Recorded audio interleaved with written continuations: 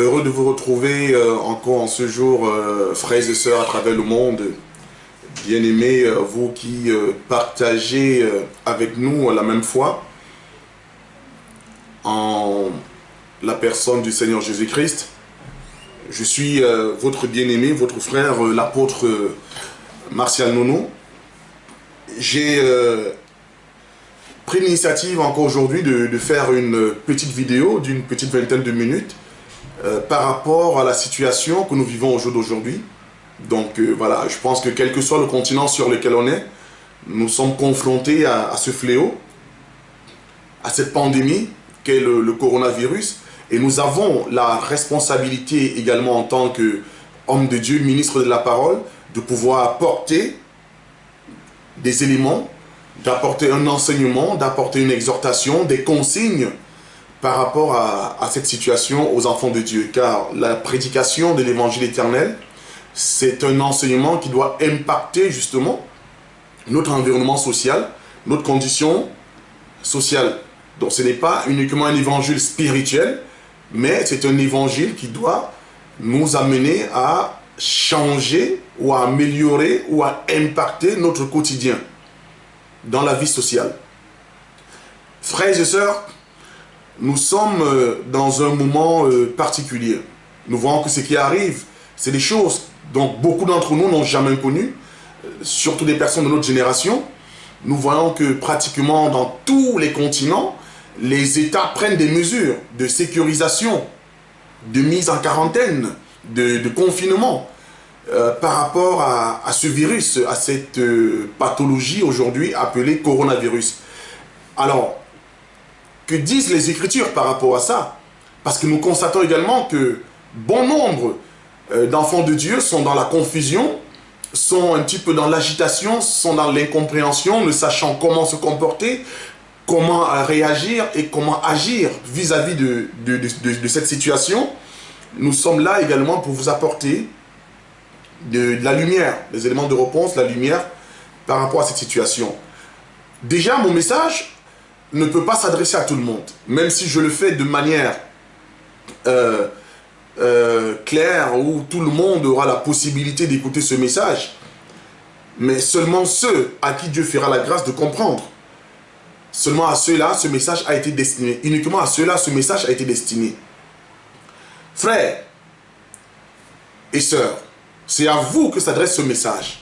Au sein de Jésus-Christ, à ceux qui ont pour seul Seigneur et Sauveur Jésus-Christ, à ceux qui ont en eux, qui portent en eux la parole du Christ, ceux qui sont aujourd'hui le tabernacle du Saint-Esprit, ceux qui sont aujourd'hui la manifestation de la chrétienté sur terre, ceux dont la vie aujourd'hui, bien-aimés, manifeste, démontre la chrétienté au travers de leurs actions, au travers, bien-aimés, de tout ce qu'ils font. L'ennemi ne dort pas. Nous sommes confrontés au coronavirus. Bien-aimé, tu dois comprendre une chose. Derrière chaque maladie se cache un esprit. Ce que les hommes appellent aujourd'hui coronavirus, le cancer, l'hépatite, le VIH, la tuberculose, l'infection pulmonaire, tout ce que tu peux savoir, tout ce que tu peux connaître comme étant une maladie, une pathologie, tu dois comprendre que derrière chaque maladie, derrière chaque pathologie, se cache un esprit. Mais Dieu nous a donné, au travers de son Fils, la capacité, le pouvoir de chasser les esprits, de guérir les maladies. Frère, de guérir toute maladie, bien aimé dans le nom puissant de Jésus-Christ. Car Christ guérissait tous ceux dont on lui confiait, bien aimé, la santé. Christ restaurait la santé, la vie de tous ceux, bien aimés, qui venaient vers lui dans l'attente d'une guérison ou d'un changement de vie. Il a tout accompli. Donc toi, enfant de Dieu, toi chrétien, ne te laisse pas, bien-aimé, ne te laisse pas prendre au piège de l'agitation. Ne te laisse pas prendre au piège de la panique. Un enfant de Dieu est celui qui ne panique point. Nous avons reçu un esprit, bien-aimé, de victoire. Comme j'ai pour l'habitude de le dire, nous ne combattons pas pour la victoire, mais nous combattons dans la victoire. Chaque enfant de Dieu, où que tu sois, quel que soit le continent sur lequel tu es dans la victoire. Et quand nous voyons ce qui se passe, nous ne pouvons que rendre gloire à Dieu. Ceci pourrait choquer beaucoup de personnes. Non parce que nous sommes, nous glorifions, bien aimé, le coronavirus ou une autre pathologie. Non, nous glorifions le Seigneur. Mais nous glorifions Dieu parce que tout ce qui se passe, c'est la manifestation de la prophétie. Car c'est des choses qui arriveront et qui arrivent au temps de la fin. Mais c'est des signes pour nous. Toi, au lieu de paniquer, tu dois comprendre que ce sont des signes pour marquer les temps et les époques, bien-aimé. Et pour définir dans quelle époque tu es, dans quel temps tu te trouves. Lisons l'Écriture. Lamentation 3.37.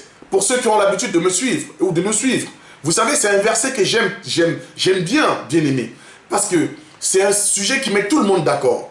Car nous ne pouvons pas partager la parole, nous ne pouvons pas débattre sur la parole de Dieu sans préalablement poser le fondement, sans poser la balustrade, c'est important.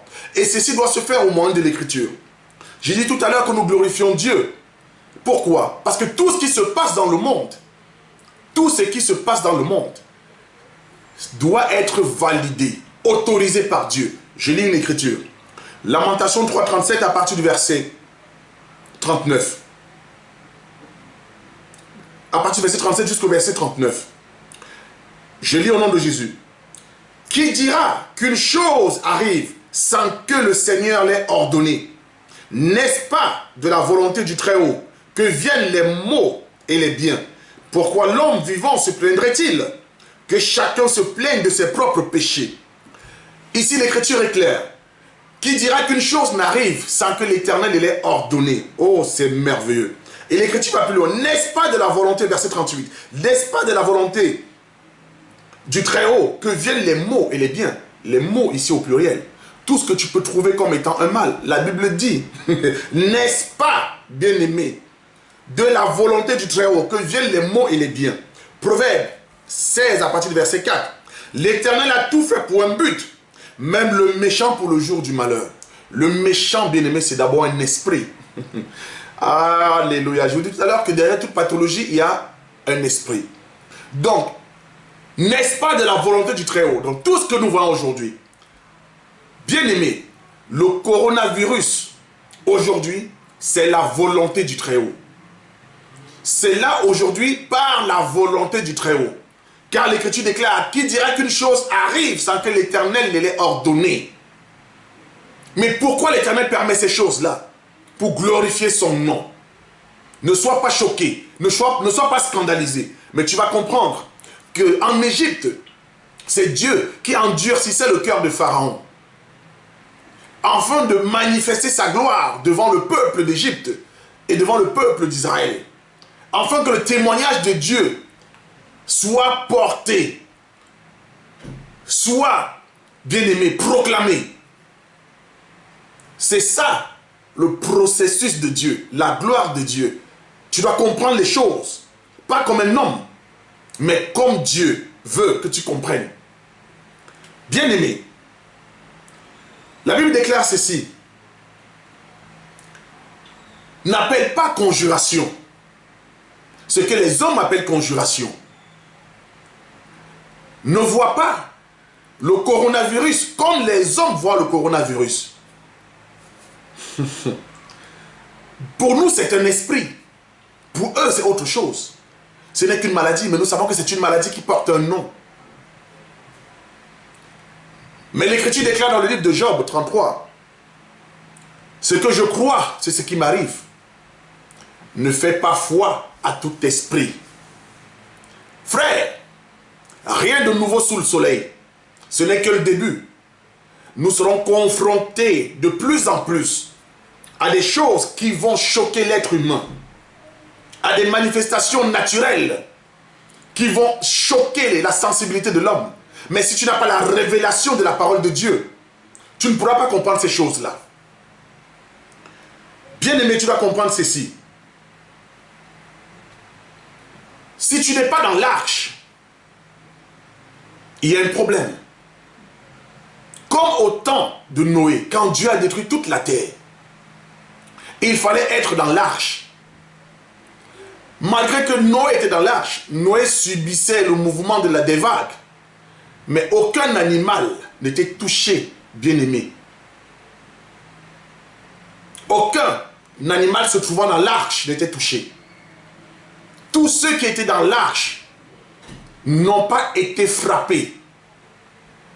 L'arche aujourd'hui, c'est Jésus-Christ. Tous ceux qui sont en Jésus-Christ aujourd'hui, vous ne pouvez pas être touchés. Restez calme. C'est le moyen pour vous maintenant de démontrer la puissance, la gloire de Dieu dans vos vies. Car vous dites que vous êtes enfants de Dieu. Mais nous savons que quand il y a un fléau comme celui-ci, les enfants, soi-disant même enfants de Dieu, sont dans la panique, sont dans le doute, la peur. Ils sont horrifiés. Il y en a qui ne dorment même pas. Il y en a qui n'osent même plus, bien aimé, faire des choses les plus élémentaires par la panique. Pourtant, la Bible déclare ceci. Psaume 91, verset 10. Que 1000 tombent à ton côté et 10 000 à ta droite, tu ne seras point atteint. Aucun malheur ne t'arrivera, aucun fléau ne t'approchera. Aucun fléau n'approchera de ta tente, car il ordonnera à ses anges de te garder dans toutes tes voies. Ce n'est pas moi qui le dis, c'est la parole de Dieu. Mais toi qui es enfant de Dieu, toi qui es enfant de Dieu, toi qui es fils de Dieu, toi qui es fille de Dieu, toi qui es ministre de Dieu, quelle est ta posture, quelle est ta position par rapport à ce qui agite le monde aujourd'hui? Les hommes de Dieu ne doivent pas rester silencieux. Nous devons parler pour rassurer le peuple de Dieu au travers de la parole de Dieu. Nous devons parler pour révéler quelle est la nature des enfants de Dieu. Tu as en toi la capacité, la puissance, bien-aimé, d'éradiquer ce virus-là dans ton environnement. Tu as cette capacité-là. Car c'est maintenant que tu dois démontrer l'Écriture qui déclare que tous ceux qui ont cru, voici les miracles qui accompagneront tous ceux qui auront cru. Mais accomplis cela. Va dans ta famille. Va manifester la gloire de ton Dieu.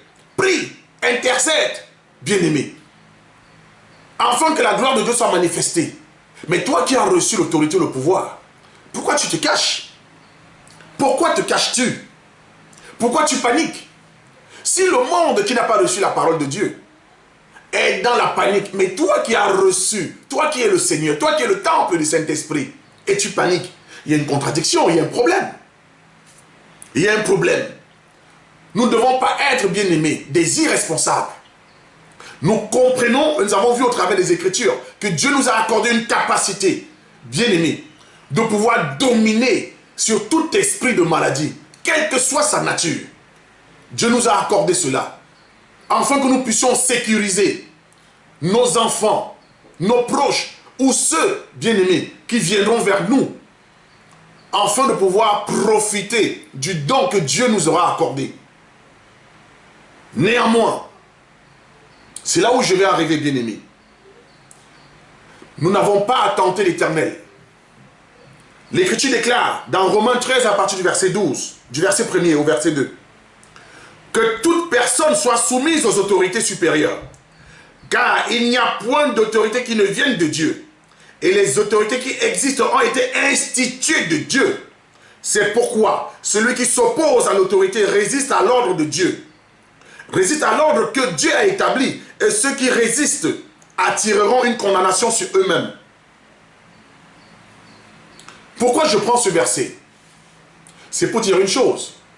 Malgré que tu as la puissance, malgré que tu as, bien aimé, l'autorité de Dieu dans le combat spirituel, car nous n'avons pas lutté contre la chair et le sang, mais contre les esprits. C'est ainsi que l'esprit prend corps. L'esprit se manifeste comme étant une maladie, comme étant, bien aimé, bien d'autres obstacles que nous aurons le temps dans nos prochaines vidéos de pouvoir développer. Mais aujourd'hui, l'ennemi a pris un costume qui s'appelle coronavirus, qui agite tout le monde. Ne soyez pas achoppés, ne soyez pas distraits par ce que vous voyez dans les réseaux sociaux. Des personnes qui tombent, les personnes qui s'agitent. Ne rentrez pas dans ce jeu-là. Ne rentrez pas, bien-aimés, dans la confusion. restez serein. Frère, restez serein. Mais j'ai pris l'écriture de Romains 13 pour vous dire quoi? Nous devons être soumis. Nous devons nous soumettre à l'autorité. Dès lors où la recommandation ne contredit pas la parole de Dieu. Donc, je ne sais pas dans quel pays tu es. Je ne sais pas d'où toi tu m'écoutes. Je vais te dire une chose. Si tu es un enfant de Dieu et que l'autorité du pays dans lequel tu es a décidé de la fermeture des assemblées, a décidé de la fermeture de ton usine, de ton entreprise, tu dois t'y soumettre, bien-aimé. Tu dois t'y soumettre. Frère, vous ne devez pas aller organiser des assemblées, bien-aimés, dans la clandestinité, bien-aimé. Non. Vous ne devez pas aller vous rassembler alors que les autorités ont décidé que chacun reste chez soi. Je suis en train de vous dire, si tel est le cas dans le pays où tu es, frère, reste chez toi. Tu peux prier de chez toi. Tu peux jeûner de chez toi. Tu peux intercéder de chez toi. Tu n'as pas besoin d'aller rentrer dans une assemblée. Car cette opportunité, il y a des personnes qui sont des serviteurs de Satan, qui sont des opportunistes, qui vont saisir cette panique. Car c'est quand il y a l'agitation, c'est quand il y a la peur que Satan agit puissamment. Car Dieu fait toutes choses pour un but. Bien-aimés, les ministres de Satan vont se manifester, vous vendant des médicaments inspirés soi-disant de Dieu. Ils vont vous vendre de l'huile, ils vont vous vendre de l'eau anti-coronavirus, de l'huile d'onction c'est du mensonge et c'est diabolique. La prière suffit. Si la prière, bien-aimée, ne te délivre pas, ce n'est pas l'huile d'onction qui est diabolique au jour d'aujourd'hui, dont personne n'a le droit d'en fabriquer, qui va te guérir. Tu es en train de rentrer, bien-aimé, dans un système satanique et un système totémique. Écoute, prie. Si ton pasteur, ton prophète te dit, malgré l'interdiction, rassemblons-nous chez une sœur, chez un frère, sache qu'il est inspiré par Satan. Ne tentons pas le Seigneur. Nous devons être soumis aux autorités. Prie de chez toi. Vous allez voir, il y en a aujourd'hui, parce que leur église, qui n'est pas l'église de Jésus-Christ, c'est leur fonds de commerce, c'est leur boutique, c'est leur entreprise. La fermeture de leur entreprise, bien aimé, doit générer des pertes. Parce que ce sont des entreprises. Ils ne sont pas en train de regarder, bien aimé, au salut des âmes. Ils ne sont pas en train de regarder à la santé des âmes, à la sécurité des âmes. Ils regardent à leur compte bancaire. Le fait que l'assemblée soit fermée, le fait que les frères ne viennent plus, c'est un manque à gagner par rapport aux offrandes, c'est un manque à gagner par rapport aux dîmes, c'est un manque à gagner par rapport aux aumônes, ou encore aux achats. C'est comme ça qu'ils voient des choses. Donc ils vont trouver des moyens pour vous dissuader de rester chez vous. Mais je vous dis de rester chez vous. Si dans le pays où tu es, dans, bien aimé, la localité où tu es, l'État, l'autorité a décidé de la fermeture de tous les établissements, reste chez toi, prie de chez toi. Nous pouvons maintenant user des moyens technologiques, bien aimés, que Dieu a mis aussi à disposition. Nous pouvons prêcher pendant ce temps via les réseaux sociaux. Ne tentez pas l'Éternel. Frère, ne tentez pas l'Éternel, car nous croyons la puissance de Jésus-Christ. Mais nous devons aussi être soumis aux autorités. Parce que la recommandation de l'autorité ne contredit pas l'Écriture. Ce n'est pas, bien aimé, une forme de complot contre l'Église pour fermer les églises. Non. Ne rentrons pas dans la paranoïa. Regardons ce qui se passe et ayons l'intelligence de comprendre ces choses-là. Ayons l'intelligence de comprendre ces choses-là. Et de savoir que même si nous restons chez nous aujourd'hui, ceci ne peut pas entamer notre foi. Non. Parce que nous pouvons manifester toujours notre foi, les actions de notre foi, quel que soit le lieu où nous nous trouvons. Il y a des frères qui sont en prison. Comment font-ils pour prier? Il y a des sœurs qui sont en prison. Comment font-elles pour prier? Il y a des bien-aimés qui sont dans des contrées où il n'y a pas d'assemblée. Comment? C'est Dieu qui garde. C'est l'enseignement que tu as reçu qui te garde. Demeure dans l'enseignement. Demeure dans l'enseignement. N'écoute pas ces hommes-là. Ne les écoute pas. Un pasteur responsable, c'est d'abord celui qui va demander aux frères, aux sœurs, de pouvoir prendre de la distance par rapport à ce moment bien-aimé. Comment dirais-je, ce moment sensible par rapport à la parole de Dieu. C'est important de comprendre ces choses-là. Donc ne rentre pas dans leur fonds de commerce, ne rentre pas dans leur système commercial. Rentre dans la parole de Dieu. Prie de chez toi. Sois soumis aux autorités. Du moment où cette autorité ne t'amène pas à désobéir à la parole de Dieu. Restez chez vous. Suivez les enseignements via les réseaux sociaux. Vous avez des numéros. Vous pouvez partager avec des frères et des sœurs. Mais que chacun reste chez lui. Frères, restez chez vous. J'ai lu l'Écriture. Tout ce que j'ai pris, frères et sœurs, tous les éléments de réponse que j'ai apportés, c'était par rapport aux Écritures. Donc soyez prudents, bien-aimés. Ne tombez pas dans le filet de l'ennemi.